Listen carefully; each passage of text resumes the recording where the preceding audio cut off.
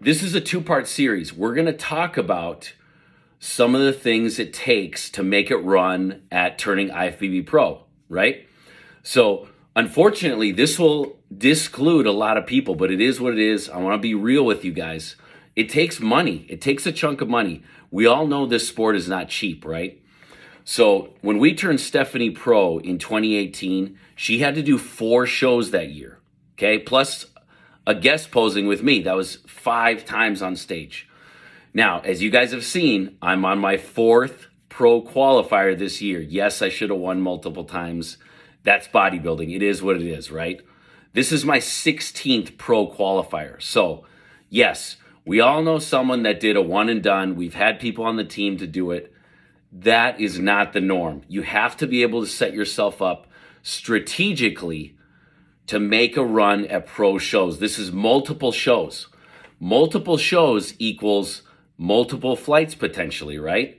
You got to cover the supplements, the super subs, the general subs. You got to pay a coach. Some people are paying trainers, right? You got to pay for suits. Obviously, the ladies have more expensive suits than the guys.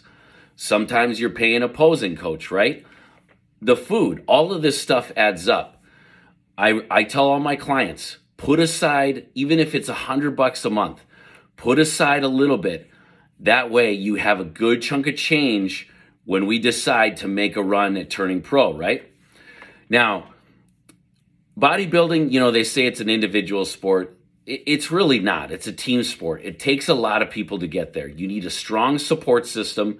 You need a strong relationship at home sometimes, or if you're single, you still need a good, strong group of friends that are going to be real with you, right? If you have a luxury and you have a training partner, that's part of it. A training partner knows your goals. They know when you're dragging ass. They know when you're tired, but they know when to push you, right? So that's important. Now, you need the credentials to turn IFBB Pro, right?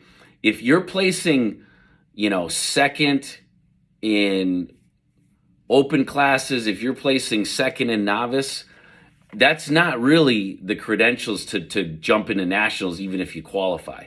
You guys know I'm always upfront with you, right?